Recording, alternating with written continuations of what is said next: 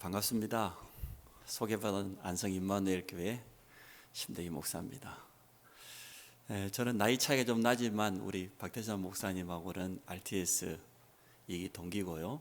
또 중요한 현장에 선교사로 파송받은 우리 김복상 선교사하고 친구입니다. 우리 담임 목사님 취임식 때 10몇 년 전에 왔다 갔었는데 벌써 시간이 이렇게 많이 지났습니다. 다시 한번 감사를 드립니다.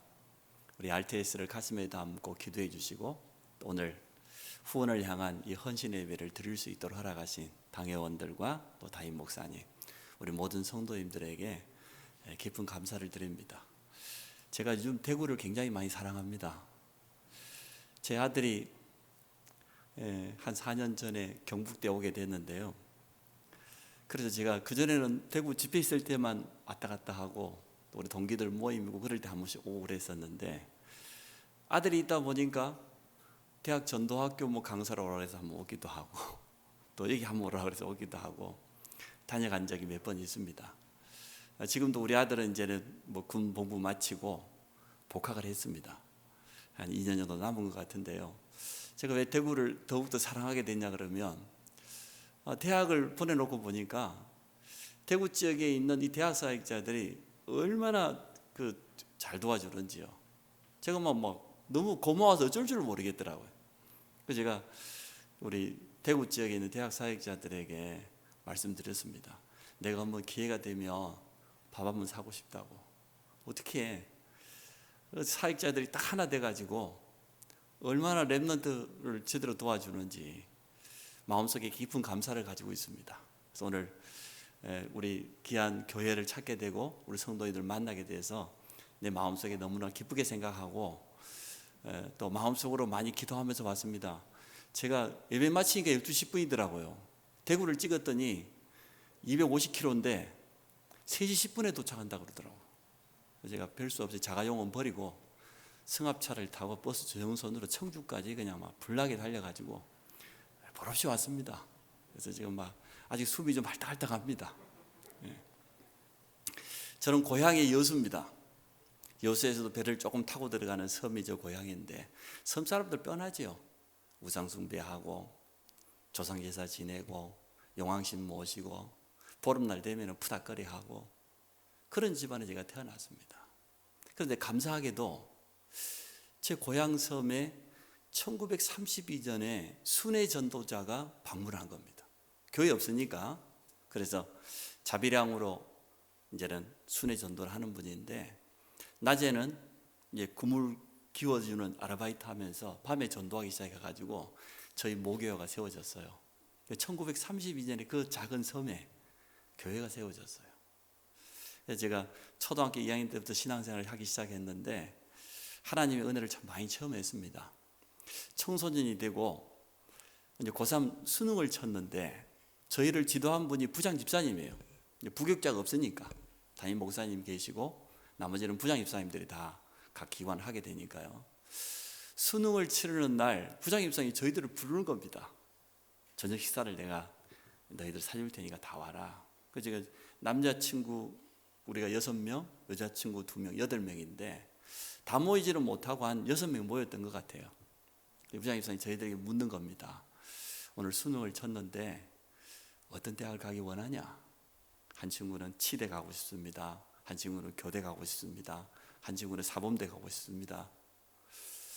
이렇게 대답을 했는데 부장 집사님이 굉장히 실망한 눈치예요. 눈치가 보니까 자매 2명은 놔두고 너희 남학생 6명 중에 나는 1명 아니면 2명은 신학을 할 줄 알았는데 단 1명도 신학을 안 하고 전부 다른 데 대학 간다고 했으니까요.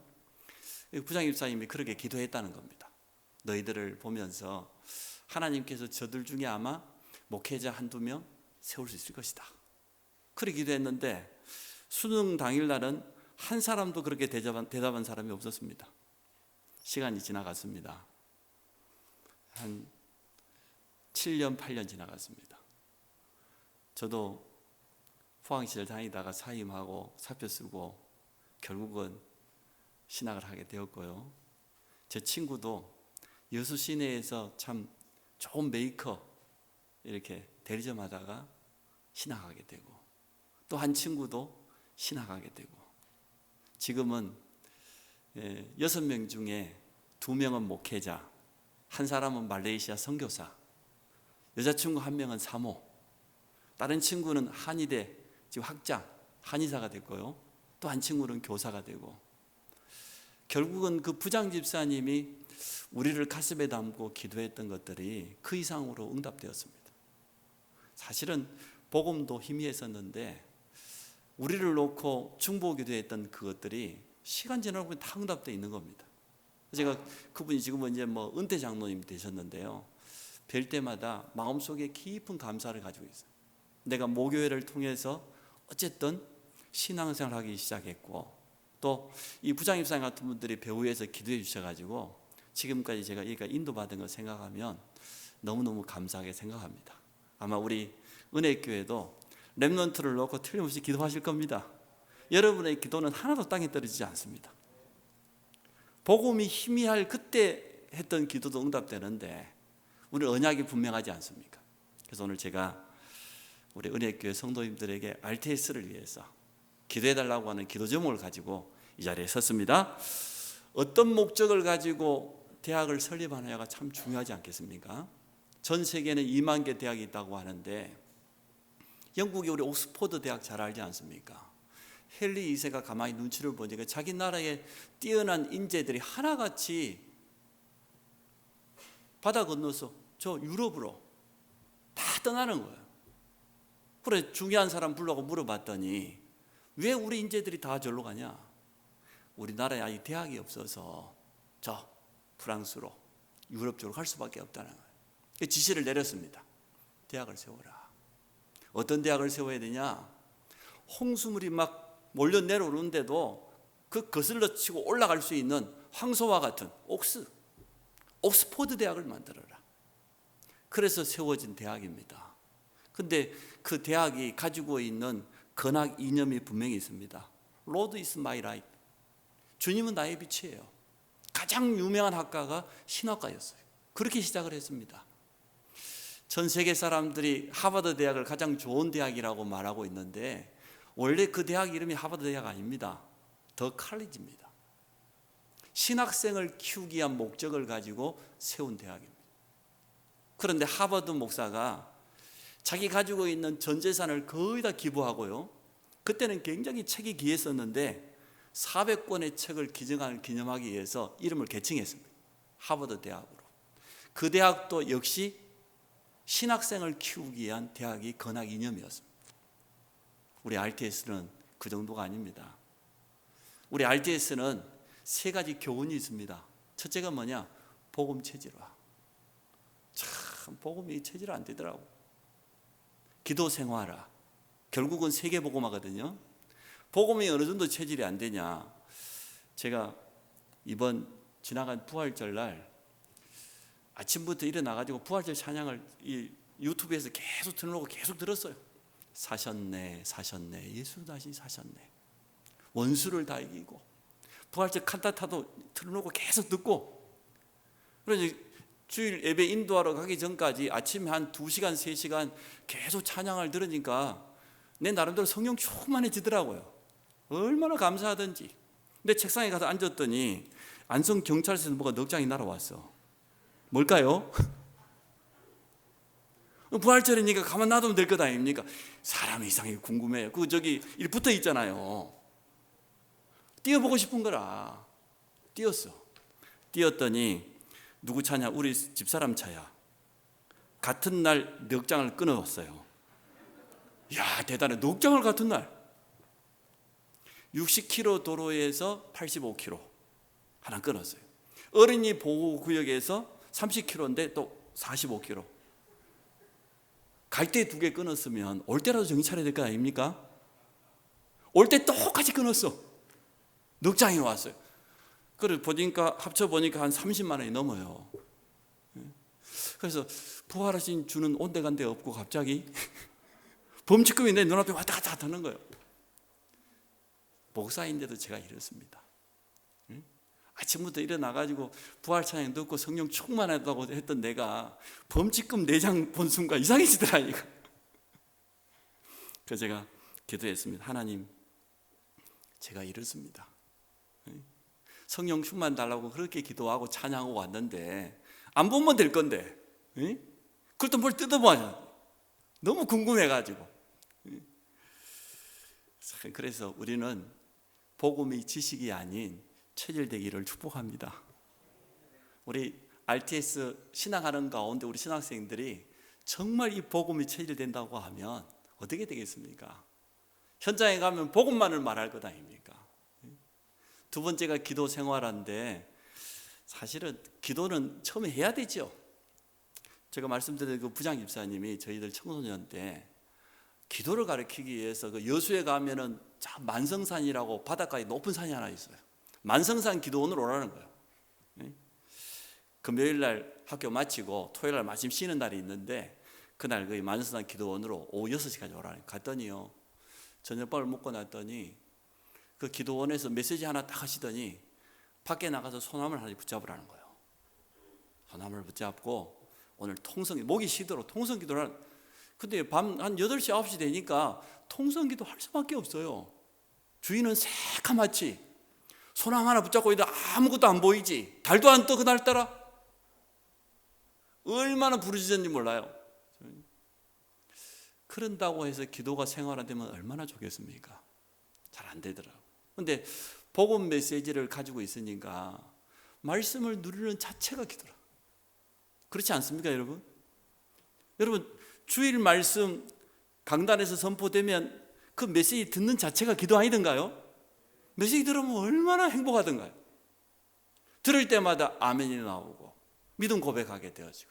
그렇지, 이 말씀대로 내가 갱신해야지. 새롭게 도전해. 그렇지 않아요? 저만 그렇습니까? 대구 사람들 확실히 반응이 좀 느리시네. 기도가 생활화돼야 돼. 기도가 내 삶이 돼야 돼. 기도 중심으로 모든 것을. 제가 안성에 올라가 개척한 지가 벌써 18년이 지났습니다. 개척하게 된 이유가 있어요. 부교육자 생활을 우리 목사님처럼 한 교회에서만 해봤어요. 한 7년, 8년 부교육 생활을 했는데, 제가 이제 지교회를 파송받아가지고 한 3년 동안 지교회 사역을 했는데, 그러니까 이제 개척할 수 있는 준비를 미리 해본 거지요. 우리 지교회 설립 예배를 드리는데 강사님이 저 인천에서 내려오셨는데 뭐라고 메시지를 하셨냐? 메시지 하는 중에 담임 목사님과 평생 같이 사역할 사람이 아닌 부교육자는 빨리 사임하는 게 낫다는 거예요. 야, 우리 담임 목사님 그 메시지를 언약으로 붙잡았어요. 주일날 오라는 거예요, 본교회로. 갔더니 이쪽에는 우리 장로님들이 다 앉았더라고, 모양실에. 이쪽에 우리 부교육자들 다 앉으라고 그러더라고. 담임 목사님 가운데 앉아 있고. 이번에 순천 지구의 창지 집회를 할 때 분명히 강사 목사님이 이렇게 말했다. 나하고 평생 목회를 안 할 사람은, 동행하지 않을 사람은 빨리 사임하는 게 낫다고 했다. 그래서 저부터 물어봤으면 좋을 텐데 제가 제일 수석이었거든요, 부교육 중에. 저 끝에 전수사부터 물어보는 거예요. 네 나하고 평생 할 거냐 안 할 거냐. 아멘. 그 친구가 제일 먼저 도망갔습니다. 박종열이 대구 왔잖아요. 그 다음에 김별, 마지막에 저한테 물어보는 거예요. 그때는 저 혼자 이제 막 부모서 될 때요. 신목사, 네하고 평생 사역할 거야 안 할 거야. 제가 대놓고 노했어요. 목사님 죄송합니다. 제가 목사님 앞에 대놓고 한 번도 노라고 한 적이 없는데 오늘은 놉니다. 왜냐? 저는 이래봐도 RTS 출신입니다. 부족하지만 하나님께서 만약 저를 보내신다고 하면 선교사라도 갈 것이고, 하나님 보내시는 대로 개척도 할 것이고, 후임으로도 갈 것이고, 목사님 곁에 있으라고 하나님 하시면 평생 목사님 곁에 있고. 그래 저는 너라고 말할 수밖에 없습니다. 그날부터요, 눈빛이 바뀌었어요. 바늘방석이라 분위기가 이상해. 제가요, 다른 건 없어도 눈치는 있어요. 그리 보이죠? 제가 눈치 빠릅니다. 때가 되었고. 집사람한테 말했어요. 오늘 목사님 불러갔더니 이러더라. 어떻게 했으면 좋겠냐? 기도하자. 개척을 놓고 기도해. 엄청 좋아하더라고. 저렇게 개척을 좋아하는 사람은 있는 줄 몰랐어. 이래서 둘이서 한 달 동안 기도했는데 하나님이 세 가지 기도 제목을 줬어요. 첫째는 다락방 교회가 없는 지역으로 가라. 두 번째로는 렘넌트 사역, 그동안 대학 사역을 꾸준히 했으니까 렘넌트 사역할 수 있는 지역으로 가라. 세 번째, 통역자 한 사람만 붙여주십시오. 이렇게 기도했어요. 그래서 제가 안성으로 갔습니다. 안성에 가봤더니 다락방 교회도 하나도 없고 그 시골에 대학만 6개 있고 렘넌트들이 얼마나 많은지 기도를 3번째 잘못했어요. 통역자를 10명만 붙여줘서 이래야 되는데 1명만 그런데 딱 한 사람 붙여주는 거죠. 우리 동기가 그 한 사람이 있다는 거예요. 다락방 멤버. 역시 우리 기도는 응답됩니다. 여러분 제대로 언약 잡고 기도하시기 바랍니다. 그래서 우리 RTS는 결국은 복음 전도 신학이 정립된 세계복음화의 일꾼을 키우는 그런 현장입니다. 자, 첫 번째, 세계교회가 이 일을 맞이했습니다. 교회가 문 닫는 시대가 되었습니다. 문 닫을 정도가 아니에요. 유럽교회는 보니까 여러분 교회당이 팔려가지고 저 모슬렘이 사가지고 모스크로 바꿔버리기도 하고요. 사무실로, 워낙 또 공간이 넓은 데는 쇼핑몰로, 심지어 나이트클럽, 술집으로 바뀌었어요. 언젠가 제가 이거 보니까 술집 이름이 더 처치입니다. 유럽은 그 워낙 전통 문화 이런 걸 중요하시기 때문에 안에는 리몰딩을 할 수 있어도 겉모습은 거의 못 바꿉니다. 특별한 사정이 없는 한. 밖에 보니까 십자가 그대로 달렸어요. 예배당 모습 그대로입니다. 근데 술집이에요. 더 처치. 기가 막혀요. 그런 시대가 되었습니다. 교회가 문 닫는 시대가 되었는데 왜 그럴까요? 성도들이 떠나가니까. 왜 성도들이 교회를 떠납니까? 참 복음을 말하지 않고 다른 걸 말하니까. 우리 은혜교회 강단에서는 늘 끊임없이 원색적인 복음만 나오잖아요. 얼마나 감사합니까? 할렐루야. 그런데요, 참 복음이 아닌 그 뭐 복음도 아니죠. 그거는 성도들이 떠나갈 수밖에 없어요. 점점 문을 닫는 그러한 시대가 되어버렸습니다. 더 심각한 문제는 후대들이 없어요. 제가 우리 당의 장로님들 허락을 받고 10몇 년 전 하영조 목사님 돌아가시기 2주 전에 그 교회를 방문했습니다. 주일 온전히 부교육자를 다 맡기고 한번 가보자. 어떻게 하는지. 새벽에 일찍 올라갔어요. 하영조 목사님 암투병 말기였기 때문에 강단에 한 번밖에 못 써요. 나머지는 녹화된 것을 1부, 2부, 3부, 4부 트는데 장년들이 그 큰 본당에 꽉꽉 차요. 예배 드릴 때마다. 주일학교 한번 내려가 봤습니다. 저 지하에 있고 1층에 있더라고. 예배가 아니고 완전요 시장이라 시장. 얼마나 정신이 없는지. 중고등부도 그러고 고등부도 그러고 아동부도 그러고 유년부도 그러고 하나같이. 그것도 숫자도 얼마 되지도 않은데. 그게 지금 유럽교회의 모습이 아니고 우리 한국교회의 모습입니다. 교회가 문 닫는 시대를 맞이했습니다. 그러면 왜 교회가 문 닫습니까? 목회자 문제예요. 이 강단에서 복음만을 말할 수 있는 목회자가 없기 때문에 성도들은 떠나갈 수밖에 없는, 해답을 안 주기 때문에. 교회 문제가 아니고 근본적으로는 목회자 문제인데 더 근본적으로는 뭡니까? 목회자를 키워내는 신학교 문제요. 신학교수 문제입니다. 신학을 할 때 올바로 복음을 깨닫고 늦게나마 전도훈련 받을 수 있어야 되는데 전혀 그렇지 않습니다. 너무나 이상한 시대가 되어버렸습니다. 그래서 이제는 뭐 대놓고 예수밖에도 구원이 있다 이렇게 말했어요. 그런 신학자들 많습니다. 자유주의, 신신학, 해방신학, 노동신학, 여성신학, 별의별 불건전 신비에다가 율법에다가 경건에다가 복음 아닌 것들이 지금 너무나 많이 있습니다. 예를 들어서 1977년 월간 목회 7월 달에 감리교 신학대학 교수인 변선한 교수가 이렇게 주장했어요. 교회 밖에도 구원이 있다 이렇게 말했어요. 그러더니 그 다음 달 8월 달에는 총회 신학교 박아론 교수가 반대 논문을 썼어요. 교회 안에만 구원이 있다 이렇게 썼어요. 여러분 어떻게 생각합니까? 교회 안에만 구원이 있습니까? 교회 밖에도 구원이 있습니까? 어떻게 생각해요? 그 두 가지 논문의 제목이 맞다고 봐요? 두 가지 다 틀렸어요. 예수 안에만 구원이 있습니다. 예수 밖에는 구원이 없습니다. 교회 안에만 구원이 있다고 말하는 건 천주교 주장하고 똑같아요. 천주교는 지금도 그렇게 말하니까. 예수 믿어야 구원받는 것이지 교회 다닌다고 구원받아요? 저는 이 다락방 전도운동을 만나기 전에 얼마나 방황했는지 모릅니다. 제가 제 과거를 다 이야기하면 여러분은 일단 까무러치고 한 3번 까무러쳐줘야 돼요. 제가 별난 사람이었어요. 교회를 20년 동안 다니면서도 하나님은 살아계신 것 같은데 하나님 살아계 믿어져요. 내가 그 하나님을 만났다, 내가 구원, 이 확신이 없어가지고 얼마나 방황했는지 몰라요. 그래도 감사하게도 1년에 한두 번씩 그 부흥회, 사경회 이런 거 하잖아요. 그때 되면은 그 큰 북을 앞에 둘러매고 동네를 이렇게 북을 치고 돌아다니면서 우리 저 부흥회 한다고. 그러면은 부흥 강사 목사님이 얼마나 재밌게 하는지. 그때는 뭔가요? 좀 믿음이 있는 것 같다가도 한 일주일 지나면은 사그라들기 시작하는데 금방 없어져 버려. 제가 완전 가짜였습니다. 그래서 오늘 우리 귀한 성도님과 나누고 싶은 기도 제목 첫 번째는 교회 문제 이전에 목회자 문제예요. 목회자 문제 이전에 신학대학 문제예요. 더 근본적으로는 신학교수 문제다.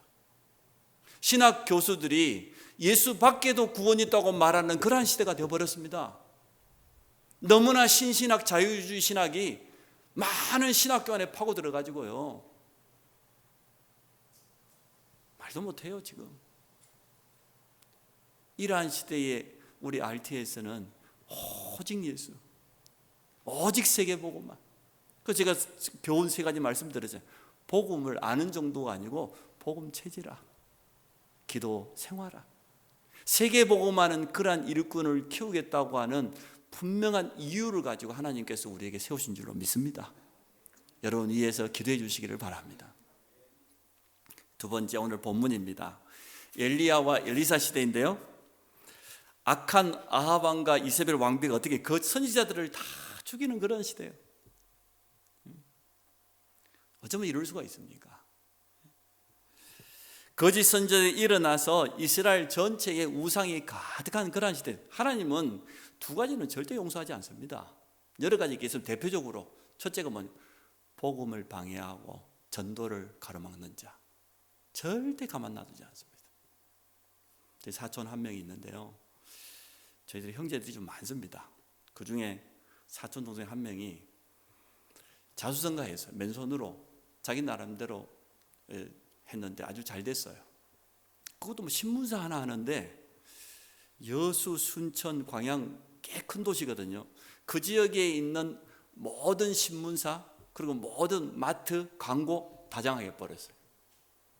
그래서 제가 만나면 저한테 자랑해요. 형님 제가 한 달에 한 2천만 원씩 늘 적금은 들고 있습니다. 돈이 너무 많이 남아서. 아 그래 참 잘했다. 그래서 명절 때마다 저희 가족들은 예배를 드립니다. 그러면 한 30명, 많을 때는 35명. 왜? 작은 아버님도 장로님이시고 우리 형제들 다 예수 믿고 그 사촌 집은 예수 안 믿어요. 우리 예배 드린다고 초청하면 안 와요. 뒤에서 비난합니다. 웃습니다. 예수 믿는 것도 별것도 없다고. 자기는 예수 안 믿어도 사업 잘 되고 있고 돈도 잘 벌고 있고 많이 모아놨다는 거예요. 참. 작년에 가만히 있으면 될 건데 배달은 한 명이 안 왔다고 말이에요. 자기는 그 동부 육군을 다 책임지는 사람이 가만히 있으면 될 건데 지가 오토바이 끌고 배달 갔다가요 그대로 차에 받치고 날아가 버렸어. 떨어지고 보니까 바위라 즉사.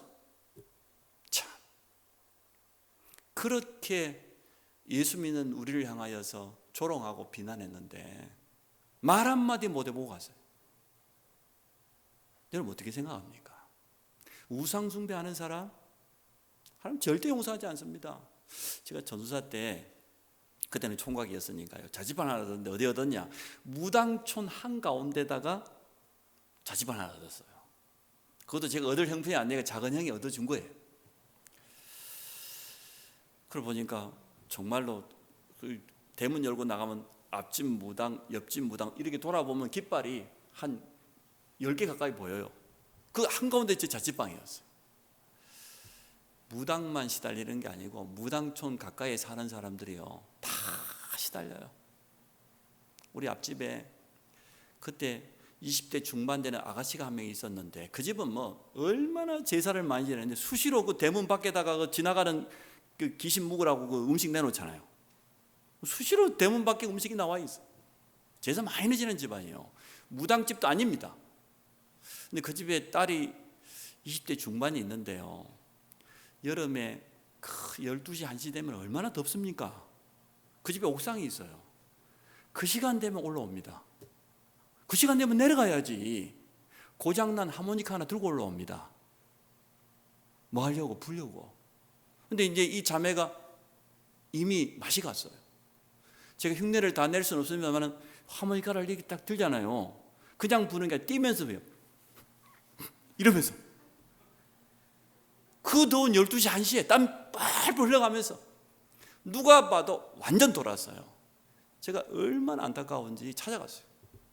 부모를 찾아갔어요. 아주머니, 저는 여기 교회 전도사인데 내가 복음 전해주고 싶어 왔다. 너무나 어려움 당하는 내가 딸을 보고 안타까워서 찾아왔다. 말 안 듣습니다. 복음 안 듣습니다. 그래서 별 수 없어서 그 옆에 무당집을 찾아갔어요. 제가 혼자 가기 좀 그래 청년회장을 불렀어요. 우리 같이 이번 주 토요일 날 저 무당촌 가자. 가서 그 중에 지금 청소년 가운데 가장 무당 자녀가 지금 학교에 문제를 많이 일으키고 있다는 둘이 같이 찾아가자. 찾아갔더니 먼저 온 단골이 있어요. 그래서 제가 밖에서 기다렸어. 이제 우리 차례가 돼 들어갔더니 일단 무당이 앉지 말라는 거예요. 그러니까 꺼냈지. 봐라, 내가 저기 그냥 온 게 아니고 복채 다 가져왔다. 여기. 응? 저 10,000원짜리 다 꺼내는. 그래도 앉지 말라는 거예요. 왜 앉지 마라 그러냐? 예수 믿는 사람이 뭐하러 왔나 봐요. 난 전도사라고 말한 적도 없는데. 이래가지고 제가 한 20분 앉아가지고요, 그 사람 복음 전했어요. 아들이 너무 어려움 당하고 있어. 학교에서 복음 전했어요. 안 들어요. 안 듣습니다. 이래서 저희들을 쫓아내자마자 소금 들고 나와서 막 뿌리고 야단 났는데요, 우상 숭배하는 그 개인과 그 주위에 살고 있는 사람 얼마나 어려움 당하는지. 결국은 무속인 한 사람은 모든 거 다 뜯어내고 돌아왔어요. 우리 장로님 화물차를 가져가니까 한 트럭이 나오더라. 얼마나 우상덩어리가 많이 나오는지. 오늘 엘리야 엘리사 시대가 그랬습니다. 이스라엘 전역에 우상이 가득 찬 그런 시대가 되어버렸습니다. 선지자 엘리야를 통해서 하나님은 어떠한 응답을 주셨습니까? 언약의 생명건 오바댜 같은 동역자가 말이에요, 주의정 곁에 한 사람이 있으니까 말이에요. 50명씩 선지자 100명을 살릴 정도가 아니고 갈매산의 역사 알지 않습니까? 진리와 비진리는 결국은 드러나게 돼요. 거짓 선지자 850명, 엘리야 한 사람이었습니다. 누가 참 하나님입니까? 하나님은 그 엘리야의 기도에 응답하시지 않습니까? 내가 주의 종이 맞는 증거를, 이스라엘의 여호와 하나님이 계신 증거를, 오늘 내가 하는 일이 주님의 뜻대로 하는 일인 증거를 주십시오. 그 기도하는 순간 하늘에서 불이 내려가지고 그 제단을 다 태우지 않습니까? 올바른 주의 종 한 사람 일어나면 되는 겁니다. 또 그러한 주의 종을 도울 수 있는 오바댜 같은 그런 중직자가 은혜교회에서 계속 일어날 줄로 믿습니다. 그러면 되는 건 아닙니다. 엘리사 시대입니다. 엘리사의 기도 제목은 하나였습니다. 오늘 본문에 나와 있는 그대로지요. 오늘 마지막에 엘리사가 이르되 당신의 성령이 하시는 역사가 갑절이나 내게 있기를 원한다. 영감의 갑절, 쉽게 말하면 성령 충만, 영권이 내게 필요하다는 거지요. 엘리사를 통하여서 주의 종이 영권을 회복하면 어떻게 되어지냐? 지역만 사는 게 아니라 나라가 살고 시대가 사는 이런 역사가 일어날 줄 믿습니다. 우리는 그러한 중심을 가지고 RTS를 위해서 기도해 주시기를 바랍니다. 제가 시간이 없으니까 지나가겠습니다. 도단성의 하늘의 불말과 불명과 동원되는 그런 역사가 일어났습니다. 이스라엘 왕이 엘리사를 보고 뭐라고 했습니까? 나의 아버지요 이랬잖아요. 주의 종 한 사람이 영권을 회복하니까 이스라엘의 모든 저주가 다 떠나갔습니다. 하나님 새로운 역사를 일으켰어요. 우리 RTS에서 일한 귀한 일꾼들이 일어날 줄로 믿습니다. 그 세 번째, 오늘 제목처럼 RTS를 향해서 우리가 어떻게 기도하면 제일 좋겠냐. 세계 선교의 가장 빠른 길이 있습니다. 틀림없이 이 자리에는 우리 중직자를 중심으로 해서 현장에서 지속적으로 사역하는 분들이 있을 겁니다. 또 우리 랩런트를 놓고 전문 사역하는 그런 분들도 있겠지요. 여러분이 현장에서 사역하는 중에 정말로 이 친구는 제자가 맞다 이렇게 생각되거든. 어떻게 해야 되냐? 바로 RTS 보내면 안 돼요. 일단 담임 목사에게 점검을 받아야 돼요. 참 제자의 기준이 뭐냐? 내가 찾아냈다고 제자가 아니고 담임 목사님이 인정한 사람이 진짜 참 제자입니다. 네덜란드는 그런다지 않습니까? 신학생을 신학교 보내기 전에 당회를 열어서 당회에서 허락한 사람만 신학교 보낸다고 하잖아요. 맞습니다. 교회가 인정하고 담임 목사님이 인정하는 그러한 제자를 찾아서 RTS 보낸다고 하면 세계 선교의 가장 빠른 길이 될 줄로 믿습니다. 저는 그렇게 생각해요. 저에게도 신학생 몇 명 있는데요. 한 명은 학부를 졸업해서 4년을 졸업했어요. 저 필리핀에 가 유학하고 대학 들어갔다가 대학 졸업하지 안 하고 왔거든요. 그래서 바로 학부로 갔는데 또 군대도 갔다 왔어요. 연구원을 가고자 하는 눈치가 보니까 우리 장로님 둘째 아들이라. 그래서 제가 장로님 부부를 먼저 불렀어요. 둘째 아들 지금 연구원 보내면 되겠냐? 안 된다. 준비가 아직 안 됐다는 거예요. 내가 봐서는 아직 아닌 것 같다. 본인 불렀어요. 연구원 바로 갈래? 아니요, 목사님 시킨 대로 하겠습니다. 네 지금 바로 연구원 가면 네가 만약에 지금 준비도 안 된 상태에서 3년 졸업했다고 목사 안수 받았다. 네 고생, 마누라 고생, 자식 고생, 성도 고생, 떼거리 고생한다. 그래서 제가 부산에 우리 최영호 목사한테 보냈어요.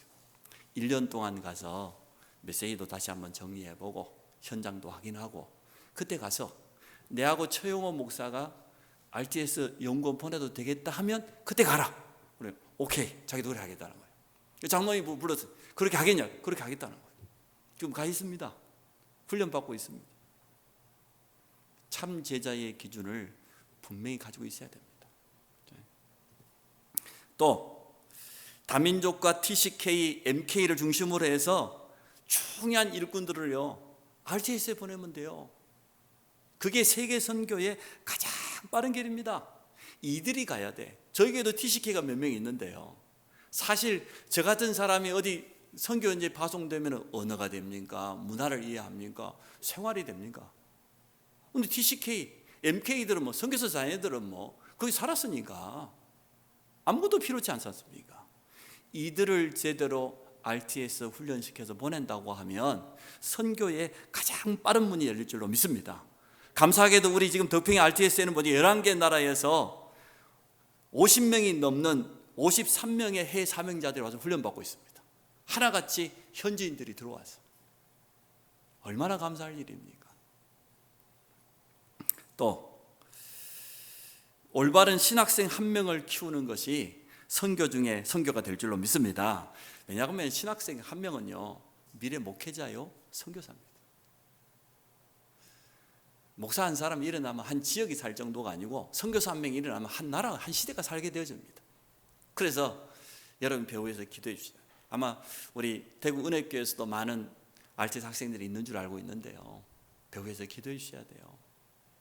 신학교 시절 동안 정말로 복음을 제대로 이해하고 전도 신학을 가지고 현장을 체험한 그런 증인들이 일어난다고 하면 어떤 일이 나겠습니까? 방금 우리 목사님 소개했잖아요. 1200명이 넘는 졸업생들이 벌써 나왔다고. 담임하고 있는 사람이 벌써 280명인데요. 안타깝게도 부끄럽게도 80%가 미자립입니다. 미자립이라는 말이 너무 미안해가지고 미래교회라고 바꿨는데 어쨌든 미래교회든 무슨 이름이든 미자립 상태입니다. 교회는 미자립 될 수 없습니다. 목회자의 영적 상태가 미자립이에요. 목회자가 보통 일이 아니에요. 다른 교단 이야기를 하는 게 아니고 우리 RTS 출신 지금 우리 동문 가운데 거의 70% 80%가 미자립이에요. 얼마나 안타까운지. 또 미자립인 사람들의 특징이 뭐냐? 누구 말도 안 들어. 목사 한 수 받아버리면 그때부터 선배 말도 안 들어. 야, 이 보통 문제 아니야. 그래서 신학생 시절 때 제대로 키워내야 된다. 졸업해버리면 늦습니다. 마지막으로 우리가 여기에 이유 있는 기도와 헌신을 하기를 원합니다. 우리의 미래와 우리 후대들의 미래에 어찌 보면 신학생이 달려 있습니다. 결국은 저 신학생들이 렘넌트 지도자 될 건데, 교회를 이끌어갈 사람들이 될 건데, 선교의 주역이 될 건데, 선교 현장에 제자를 키우느냐 못 키우느냐 결국은 저 신학생들이 달려 있습니다. 오늘 우리 은혜교회 성도님들이 기도 제목으로 붙잡았으면 참 좋겠습니다. 세계교회가 문 닫는 시대, 한국교회도 문 닫고 있습니다. 많은 전문가들이 말하기를 한 해 4% 5%라고 그랬는데 사실은 더 줄어드는 것 같아요. 한국교회가 한때 1000만이라고 그러고 1200만이라고 말한 적도 있는데 어쨌든 1000만이라고 치면 5%면 한 해 50만씩 교회 떠나갑니다. 10년 지나면 500만 떠나갑니다. 10년 지나면 반토막 납니다. 더 무서운 것은 어른 세대가 다 지나가고 나면 후대가 없습니다. 전 세계에서 가장 큰 10대 교회 안에 들어가는 교회가 한국에만 몇 개 있다고 하는데 장년들이 몇만 명씩 모이는 교회도 있잖아요. 그러면 대학생은 몇 명 모일까요? 청소년 몇 명 모일까요? 아동부는? 우리 원로 목사님 아들 되는 김창환 목사 한 달 전에 저희 집에 왔어요. 저희 집에 와서 이렇게 이야기를 나누는 중에 서울 강남 고속터미널 옆에가 강남 아니면 제일 번화가인데 그 옆에 유명한 교회, 오래된 교회 있대요. 그 권사님이 유 목사님 메시지를 듣고 너무 충격이 돼가지고 서울 임마누엘교회를 방문하게 된 겁니다. 근데 보니까 교회 복도에서 울고 있더래요. 권사님 왜 웁니까? 너무 행복해서, 너무 기뻐서. 우리 교회는 전통이 50년이 넘은 교회인데 제일 젊은 사람이 몇 대냐? 40대, 50대.